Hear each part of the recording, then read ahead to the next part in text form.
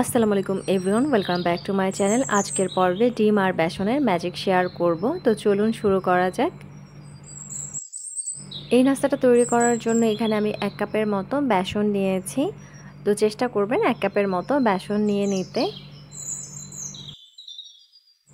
আর বেসনটা অবশ্যই এখানে প্রয়োজন মতো নিয়ে নেবেন, তবে কম নেওয়া যাবে না 1 কাপের। এখন এটাকে একটা সাইডে রেখে দিচ্ছি। আর এখানে একটা ছোট মিক্সিং বোল নিয়েছি আর এখানে একটি ডিম ভেঙে নিচ্ছি। আর এই ডিমটাকেও একটা সাইডে রেখে দিব।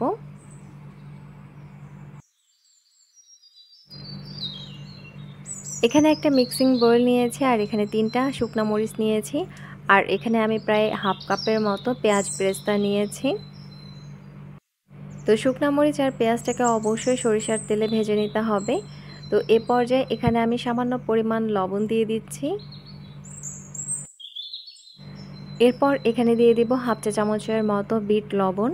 তো অবশ্যই এখানে বিট লবণটা ব্যবহার করবেন, এতে করে কিন্তু অনেক বেশি টেস্টি হবে। এরপর সবশেষে দিয়ে দিচ্ছি হাফ চা চামচের মতো চাট মশলা। অবশ্যই এখানে চাট মশলাটা ব্যবহার করবেন, চাইলে কিন্তু এখানে ধনেপাতা কুচিয়ে দিয়ে নিতে পারেন।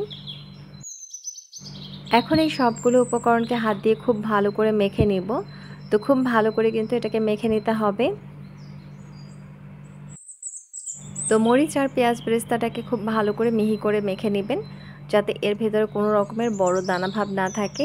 তো খুব ভালো করে এটাকে মেখে নিয়েছি। তো দেখুন মশলাটা ভালো করে মাখানো হয়ে গেছে। এই পর্যায়ে এখানে 2টো সিদ্ধ আলু দিয়ে নেবেন। তো এভাবে কাট করে আপনারা এটাকে সিদ্ধ করে নিতে পারেন, তাহলে কম সময়ের ভেতরে কিন্তু এটা সিদ্ধ হয়ে যাবে। এখন আলুগুলোকে খুব ভালো করে ম্যাশ করে নিব এই মশলার সাথে। তো আলু এমনভাবে ম্যাশ করে নেবেন যাতে এর ভেতরে কোনো রকমের দানা ভাব না থাকে। তো খুব ভালো করে এটাকে ম্যাশ করে নেবেন। তো খুবই ঝটপট অল্প সময়ের ভেতরে এই নাস্তাটা তৈরি করা যায়। আর এই নাস্তাটা একবার দেখলে যে কেউ তৈরি করে নিতে পারবে। তো এটা আপনারা টমেটো সস অথবা রাইসের সাথেও সার্ভ করতে পারবেন। আর এটা বিকেলের চায়ের নাস্তায় একেবারেই জমে যাবে। তো এই পর্যায়ে ঝাল লবণ পারফেক্ট আছে কিনা সেটা কিন্তু চেক করে দেখে নেবেন, বা চাইলে কিন্তু প্রয়োজন হলে দিয়ে নিতে পারেন।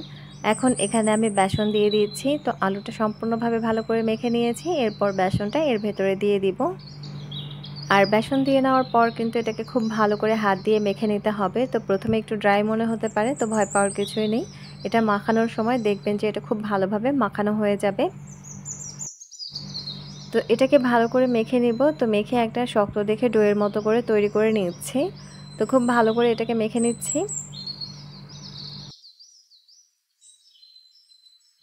তো দেখুন আলু আর বেসনের ডোটা কিন্তু তৈরি করা হয়ে গেছে। ঠিক এভাবে কিন্তু এটাকে ভালো করে মেখে নেবেন। তো এ পর্যায়ে হাত ভালো করে পরিষ্কার করে ধুয়ে নিচ্ছি। 2 হাত ভালো করে পরিষ্কার করে নেওয়ার পর এখান থেকে আলু আর বেসনের ডোটা কিছুটা পরিমাণ নিয়ে নিব। নিয়ে এরপর হাত দিয়ে একটু চেপে চেপে 2 হাতের তালুতে দিয়ে এটাকে রাউন্ড করে নিচ্ছি। তো 2 হাতের তালুতে নিয়ে এটাকে রাউন্ড করে তারপরে হাত দিয়ে একটু চ্যাপ্টা করে নেবেন। তো এভাবে হাত দিয়ে একটু চ্যাপ্টা করে নিচ্ছি। তো এর ভেতরে যাতে কোনো রকমের ফাটল না থাকে এটা কিন্তু একটু খেয়াল করে রাখবেন। তো দেখুন এভাবে কিন্তু সবগুলোই তৈরি করে নিব। তো সবগুলো চপই কিন্তু এভাবে তৈরি করে নিয়েছি। এখন এটাকে একটা সাইডে রেখে দিচ্ছি। আর এ পর্যায়ে ডিমটাকে খুব ভালো করে বিট করে নিব। তো এখানে একটি ডিমই যথেষ্ট। তো খুব ভালো করে এটাকে বিট করে নিচ্ছি। তো ডিমটা বিট করা হয়ে গেছে। এ পর্যায়ে এটাকে একটা সাইডে রেখে দিচ্ছি। চুলায় আমি একটা ফ্রাই প্যান বসিয়েছি আর এখানে দিয়ে দিচ্ছি সয়াবিন তেল। তো ভাজার জন্য এখানে আমি পরিমাণ মতো তেল দিয়ে দিব। চুলার আঁচটা মিডিয়াম টু লো এর মাঝামাঝিতে রেখে তেলটাকে একটু গরম করে নিব। তো যখনই দেখবেন যে তেলটা গরম হয়ে এসেছে তখন কিন্তু এখানে এই নাস্তাগুলো দিয়ে ভেজে নিব। তো এক একটা চপ এভাবে ডিমের মিশ্রণে চুবিয়ে নেবেন। তো এভাবে চুবিয়ে তারপরে কিন্তু তেলে ছাড়তে হবে।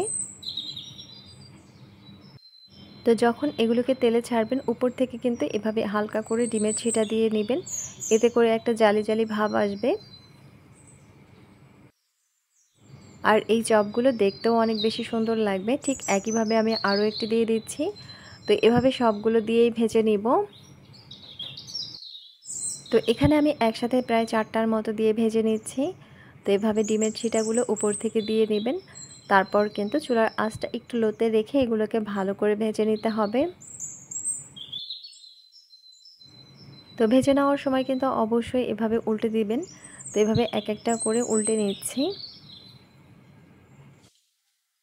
তো সবগুলোকেই উল্টে পাল্টে ভালো করে ভেজে নিব। তো এগুলোকে একটু ভালো করে ভেজে নেবেন সময় নিয়ে। আর ভাজার সময় কিন্তু অবশ্যই গ্যাসের ফ্লেমটা মিডিয়াম টু লো এর মাঝামাঝিতেই রাখবেন। খুব বেশি হাই হিটে কিন্তু এগুলো ভাজতে যাবেন না, তাহলে কিন্তু উপর থেকে পড়ে যাবে, ভেতরটা কিন্তু কাঁচা থেকে যাবে। তো খুব ভালো করে উল্টে পাল্টে ভেজে নিয়েছি। তো দেখুন এর কালারটাও কিন্তু খুব সুন্দরভাবে চেঞ্জ হয়ে গেছে। এখন এর তেলটাকে ঝরিয়ে তারপর একটা প্লেটে তুলে নিব। তো এইভাবে সবগুলো নাস্তায় তুলে নিচ্ছি।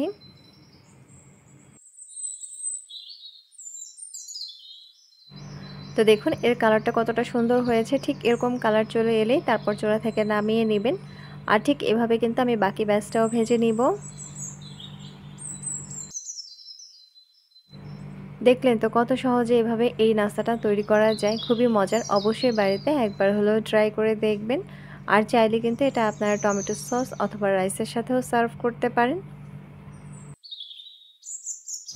তো আমার আজকের বেসন চপের রেসিপি এই পর্যন্তই। যদি ভালো লেগে থাকে তাহলে অবশ্যই একটা লাইক দিবেন, কমেন্ট করে জানাবেন কেমন হয়েছে। আর অবশ্যই আমার চ্যানেলটিকে সাবস্ক্রাইব করবেন। পাশে থাকা বেল আইকনটি ক্লিক করে দিবেন যাতে নিত্য নতুন ভিডিও দেখতে পান। আল্লাহ হাফেজ।